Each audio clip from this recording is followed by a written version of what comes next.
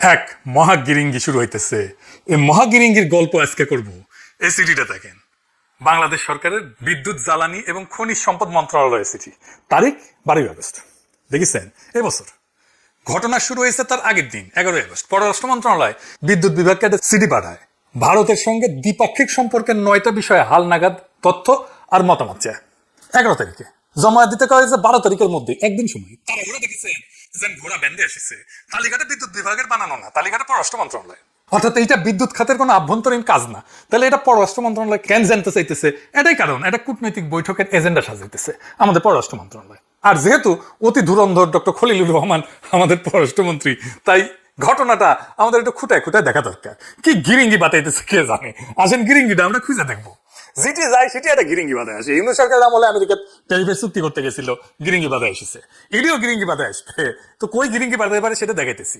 9টা পয়েন্টের মধ্যে এই যে খ পয়েন্টটা পড়ে শোনায়, transmission line of 765 KV of Katihar Parbatipur Baranagar. মানে হইতেছে ভারতের বিহারের কাটিহার থেকে বাংলাদেশের পার্বতীপুর হয়ে আসামের বরানগর পর্যন্ত একটা 765 কিলো ভোল্টের সঞ্চালন লাইন ইন্ডিয়া বানাবে। সবচেয়ে হাই ভোল্টেজ, কিন্তু ভেরি হাই ভোল্টেজ। নামগুলো আছে না, লাগতেছে ম্যাপে দেখাই। কটিহার হইতেছে ইন্ডিয়ার বিহারে, আমাদের পশ্চিমে। পার্বতীপুর আমাদের দিনাজপুরে, আমাদের নিজেদের ঘরে। বরানগর হইতেছে ভারতের আসামে, আমাদের পূবে। তো এদিকে সেভাবে লাইনটা টেনে দেখেন, ভারত থেকে বাইর হইয়া সিস্টেম করে বাংলাদেশে ঢুকলো, বাংলাদেশ পার হয়ে আবার সিস্টেম করে ইন্ডিয়াতে ঢুকলো, তাই না? কেন শুরু ইন্ডিয়াত, শেষ ইন্ডিয়াত, মাঝখানে শুধু আমরা কেন দুধবাদ ইন্ডিয়ার জিনিস ইন্ডিয়ায় নিল। আমরা কি কামে এটি? আসেন এটা একটু বুঝে দেখি। লাইনটা কিসের? উত্তর পূর্ব ভারতের ইলেকট্রিসিটির জন্য। আর উত্তর পূর্ব ভারত ওই বিদ্যুৎ কোথা থেকে পাবে?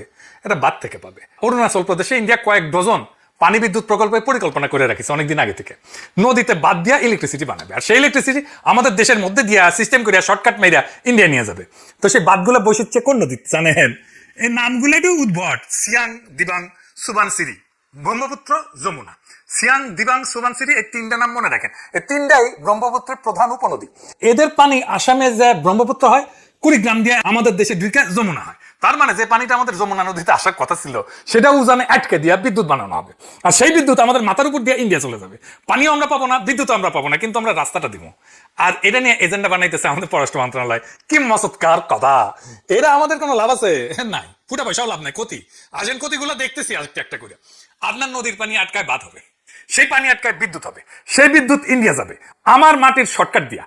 এখানে শেষ না, বিদ্যুৎ সঞ্চালন লাইন আপনি বেনে দিবেন, লোন নিয়ে ইন্ডিয়ার জন্য আপনি বেনে দিবেন, আর ইন্ডিয়া আপনাকে সঞ্চালন ভাড়া দিবে, সেটা দিয়ে আপনি শোধ করবেন ওই ঋণ।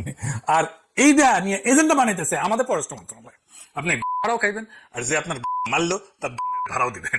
যারও মানে একটা লিমিট থাকে। তো আরেকটা জিনিস আছে, বাংলাদেশের ভিতর দিয়ে লাইন নিয়ে যাওয়ার পারমিশন পেলে ইন্ডিয়ার প্রকল্পের ফান্ডিংও পাবে। এখন ফান্ডিং পাইতেছে না, মানে আমরা সাইন করলে সে টাকা পাবে এই প্রকল্প করার জন্য। পুরো বিষয়টা আমি একটু ইতিহাসে খুলে বলি, তাছাড়া পরিষ্কার হবে না, দুল বুঝা দিতেছে না। শুরু করি। প্রথমে দেখি ও নিজের মধ্যে দিয়া, নিজের দেশের মধ্যে দিয়া নেয় না কেন? নিজের ইলেকট্রিসিটি বানাবে, নিজের দেশের মধ্যে দিয়ে সঞ্চালন লাইন বানাবে, কেন করে না? কারণটাই ম্যাপের মধ্যে আছে। ভারতের মূল ভূখণ্ড আর তার উত্তর পূর্বের 8 রাজ্যকে জোড়া লাগিয়ে রাখছে একটা মাত্র সরু ফালি জমি। আমরা এটা জানি, এটা চিকেন লেন বলে, শিলিগুড়ি করিডোর বলে। এটা চেপে ধরলে ইন্ডিয়ার অবস্থা খারাপ, আমরা এটা জানি। সবচেয়ে সরু জায়গায় প্রস্তটা হইতেছে 22 কিলোমিটার। ইন্ডিয়া ওই পথে লাইন নিতে পারে। নিছাও পাওয়ার গ্রিড কর্পোরেশন ওই পথ দিয়া উত্তর পূর্বে বিদ্যুৎ সরানোর করিডোর বানাইছে। এরা নিতেছে না কেন? এরা কেন কান্নি মেরা শর্টকাট নিয়ে বাংলাদেশের মধ্যে দিয়ে নিবে? কারণ দুইটা জিনিস আছে, খরচা আর ঝুঁকি। ইন্ডিয়ার দুইটাতেই ভয়। এক খই ওরা 2 কামড়ে খায়, কিপটার কিপটা। আর ঝুঁকি থাকলে কাপড় নষ্ট করে ফেলে। খরচার ঝুঁকি কি কি আসেন সেটা একটু বুঝে দেখি। বাংলাদেশের ভেতর দিয়ে গেলে লাইনটা মাত্র 117 কিলোমিটার যাবে। শিলিগুড়ি ঘুরে গেলে কয়েকশো কিলোমিটার হবে। প্রত্যেক কিলোমিটারে তো টাওয়ার বসাইতে হবে, তাই না? তার লোহা লক্কর লাগবে, জমি লাগবে, তার লাগবে, এগুলো সব বেশি বেশি লাগবে। লাইন টানতে খরচা লাগবে। তাই আমাদের দেশটা এটা ম্যাপে একটা শর্টকাট। 2 হইতেছে জায়গা, ওই 22 কিলোমিটারের ভিতর দিয়ে অনেক কিছু নিছে, রেললাইন নিছে, মহাসড়ক নিছে, জাতীয় মহাসড়ক নিছে, তেল গেছে, পাইপলাইন গেছে, সামরিক চলাচল আছে, আর লাখো মানুষের ঘর বসতি তো আছে। একটা 765 কিলো ভোল্টের লাইন মানে শুধু কয়েকটা খুঁটি না, কিন্তু ইন্ডিয়ার বিদ্যুৎ মন্ত্রণালয় ওদের নিজেদের হিসাবে ওরা বলছে যে 765 কিলো ভোল্ট লাইনের জন্য টাওয়ারের নকশা অনুযায়ী 64 থেকে 85 মিটার চওড়া একটা করিডোর লাগবে। ওই জমিতে কিছু আপনি নির্মাণ করতে পারবেন না, গাছও লাগানো যাবে না। তার মানে দিনাজপুর, নীলফামারী 2-3 হাজার একরের বেশি জমি এর উপরে স্থায়ীভাবে ঘর তোলা গাছ লাগানো এর উপরে নিষেধাজ্ঞা বসবে। তো এই 3000 একর জমি চিকেন নেক থেকে আর সরাইতে চায় না সে, কারণ জায়গা তো কম, ওটা আরো 3000 বেশি জায়গা লাগবে, কারণ লাইন তো বেশি দূর হয়ে যাবে, কিন্তু মাত্র এটা কয়েকশো কিলোমিটার ধরে যাবে। তো ওই জায়গা দিয়ে সে নিতে চায় না, জায়গা নষ্ট করতে চায় না, ওই চিকেন নেকের জায়গা। এর উপরে আছে একটা টাওয়ার যেটি বসবে, এটা তো খুঁটি থাকে, একটা পায়া থাকে বা 6টা পায়া থাকে, যেটাই হোক, সেই জায়গায় কংক্রিট বসে খুঁটি বসবে, তাই না? আপনি চাষও করতে পারবেন না ওই জায়গাতে। তারপরে পার্বতীপুরে সাবস্টেশন বসবে একটা, তার জন্য জমি অধিগ্রহণ করবে কয়েকশো একর জমি, বুঝেছাও? এইবার ফিরে আসি ওই যে অরুণাচল প্রদেশে বাঁধ, যেটি বাঁধ দিবে, যেটি থেকে বিদ্যুৎ আসবে, এই অরুণাচলে বাঁধের পরিকল্পনা করে রাখছে, বছরের পর বছর বানাইতে পারতেছে না। কেন? এটি আছে যে ফান্ডিং পাইতেছে না, এই বিষয়টা এটা বুঝে দেখি। কারণ টাকা, আগেই তো কইছি, একটা বড় পানি বিদ্যুৎ প্রকল্প মানে কয়েক বিলিয়ন ডলার লাগবে। টাকা আসবে থেকে, ব্যাংক থেকে আসবে, উন্নয়ন সংস্থা থেকে আসবে, লোন দিবে বা বন্ড মার্কেট থেকে নিবে। যে কোনো ঋণদাতা টাকা ছাড়ার আগে 3টা প্রশ্ন করবে: 1, এই বিদ্যুৎটা কে কিনবে; 2, বিদ্যুৎটা কোন লাইন দিয়ে তার কাছে যাবে; 3, সেই লাইনটা আছে নাকি বানানো লাগবে। এই 3টার উত্তর না থাকলে প্রকল্পটার টাকা আসবে না, কাগজে যতই সুন্দর হোক টাকা পাবে না। এখন এদের অরুণাচলের হিসাবটা দেখেন। অরুণাচল এই প্রদেশের জনসংখ্যা কত জানেন? খুবই সামান্য, 15 লাখ। আমাদের এটা উপজেলার চেয়ে কম। পুরা উত্তর পূর্ব ভারতের চাহিদা মিলায় ওই অঞ্চলে 10-20 হাজার মেগাওয়াট বিদ্যুৎ খরচ হওয়ার কোনো উপায় নাই। তাহলে বিদ্যুৎটা বিক্রি হবে কোথায়? ভারতের মূল ভূখণ্ডে, উত্তর পশ্চিমে দক্ষিণে, আর সেখানে নিতে লাইন লাগবে। আর সেই লাইনটা রাস্তা কোথায়? রাস্তাটা আমাদের ভিতর দিয়ে, বুঝেছ? মানে ওই বাঁধগুলো আজকে যে বানানো হইতেছে না, তার একটা বড় কারণ হলো বাংলাদেশ এখনো পারমিশন দেয়নি এই লাইনে। পারমিশন দিলেই ফান্ডিং, কারণ কই দিয়ে যাবে সেটার উত্তর পেয়ে গেল। আর ওই লাইনটা কে বানাবে সেটাও বাংলাদেশ বেনে দিবে, বুঝেছাও? ফান্ডিং পেয়ে যাবে, ফান্ডিং পেলে দমাদম মাস ক্যালেন্ডার করে প্রজেক্ট করে ফেলবে কয়েক বছরের মধ্যে। তাহলে সে কি পাইতেছে? বাংলাদেশের কাছে 1 নাম্বার প্রকল্পের ফান্ডিং পেতেছে, এটা নির্ভর করতেছে বাংলাদেশ লাইন দিতে রাজি কিনা, তাই না? 2 নাম্বার, এই লাইন বাংলাদেশ নিজে ঋণ করে বানাই দিবে ইন্ডিয়ার জন্য, বুঝেছাও? 3 নাম্বার, ব্রহ্মপুত্র নদীতে সে বাদ দিবে। আমরা কোনো কিছু কইতে পারবো না, কারণ ওই নদীতে বাদ দিয়া যে কাম করা হবে সেটার পার্ট বাংলাদেশ। কি শিখ না বুদ্ধি দেখেন, নিজের নদী মাইরা বিদ্যুৎ বানাবে, সেই মরণ প্রকল্পের অংশ হইতেছে বাংলাদেশ। বাংলাদেশ তার 2 থেকে 3 হাজার একরের উপরে বেশি জমিতে কোনো নির্মাণ কাজ করতে পারবে না। সব লাভ ইন্ডিয়ার, আমার পুরাই ক্ষতি, কোনো লাভ নাই। তো এই লেফট রাইট কিন্তু আজ শুরু হয় না, সে হাসিনার আমলে শুরু হয়েছিল। কেমনে? এটা একটু বুঝে দেখি। তার আগে একটা জিনিস একটু বুঝে নেন, কারণ এটা পরে লাগবে কাজে, আমাদের নানা সময় রেফারেন্স আসবে। বাংলাদেশ আর ইন্ডিয়ার মধ্যে বিদ্যুৎ খাত নিয়ে 2টা স্তরে আলোচনা হয়। একটা নিচের স্তরে জয়েন্ট ওয়ার্কিং গ্রুপ, সংক্ষেপে ZWG। এইখানে টেকনিক্যাল লোকজন বসে, মানে ইঞ্জিনিয়ার বসে, কর্মকর্তা বসে। উপরের স্তরে হচ্ছে জয়েন্ট স্টিয়ারিং কমিটি, JSC। সেখানে সচিব পর্যায়ে সিদ্ধান্ত হয়, মানে নিচের ঘরে টেকনিক্যাল আলোচনা হয়, প্রশ্ন ওঠে, উপরের ঘরে ফয়সালা হয়, পলিটিক্যাল ফয়সালা হয়। এই কথাটা মাথায় রাখেন। তো 7ই মার্চ 2020 18তম ZWG এই বৈঠক হইতেছে। বাংলাদেশের পক্ষে আনুষ্ঠানিকভাবে বলছে যে 2030 সাল পর্যন্ত বাংলাদেশের এমন কোনো অতিরিক্ত বিদ্যুৎ আমদানির প্রয়োজন নাই যা দিয়া এই ইন্টারকানেকশন লাইন নির্মাণকে যৌক্তিক বলা যায়। হাসিনা সরকার বলতেছে 2030 সাল পর্যন্ত প্রয়োজন নাই। তাইলে কি ধরে নিতে হবে হাসিনা সরকারের দরকার ছিল না, তারেক রহমান সরকার বিদ্যুৎ নিয়ে বেড়াচাড়া করে ফেলছে, এই জন্য এটা নিয়ে আগাইতে চাইতেছে? আছে আরো আছে। হাসিনার টেকনিক্যাল লোকেরা এই প্রকল্প নিয়ে কি বলছিল? ইন্ডিয়ারে বলছিল, তারা বলছিল যে এই সঞ্চালন ব্যবস্থা ভবিষ্যতে উত্তর পূর্ব ভারতের জল বিদ্যুৎ প্রকল্পের কাজে ব্যবহৃত হতে পারে।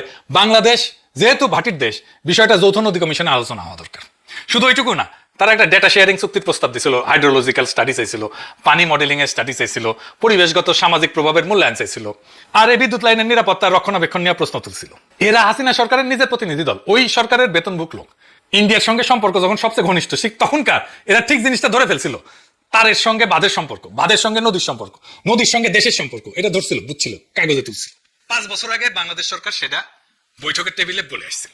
এর 2 দিন পরে 23শে জানুয়ারি 2021 JSC-র মিটিং, মানে ওই উপরের ঘরের মিটিং হইতেছে। ইন্ডিয়া এখানে ধারা অস্বীকার করলো, বললো এই কটিয়ার পার্বতীপুর বরানগর লাইনের সাথে কোনো নির্দিষ্ট জলবিদ্যুৎ প্রকল্পের কোনো সম্পর্কই নাই।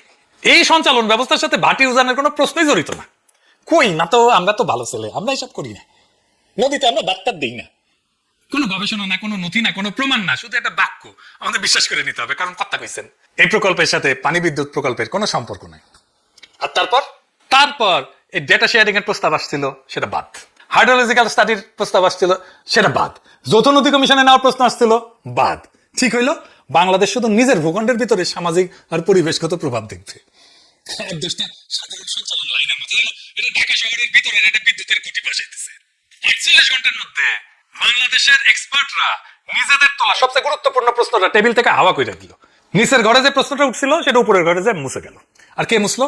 আমরা নিজেরাই। কারণ ওই বৈঠকে বাংলাদেশের পক্ষে বসেছিল বাংলাদেশেরই লোক, আমলারা। কিন্তু ইন্ডিয়া ওই দিন যা বলছিল যে এটার সাথে কোনো জল বিদ্যুতের কোনো সম্পর্ক নাই, এটা কি সত্য ছিল?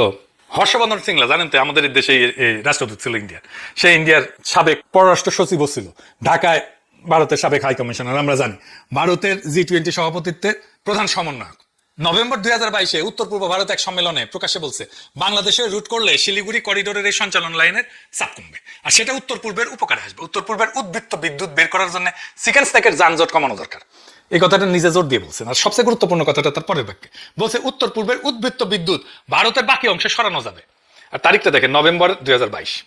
2021 সালের জানুয়ারিতে জেএসসিতে যখন ইন্ডিয়া বললো কোনো সম্পর্ক নাই, তার মাত্র 22 মাস পরে সাবেক পররাষ্ট্র সচিব প্রকাশ্যে মঞ্চে সম্পর্কটা নিজে করে দিল। মানে ইন্ডিয়া মিথ্যা কথা বলছিল, এটা চোখে চোখে মিথ্যা কথা বলে। আর একটা প্রমাণ, 2023-এ খুলনা জেএসসির বৈঠক হইতেছে।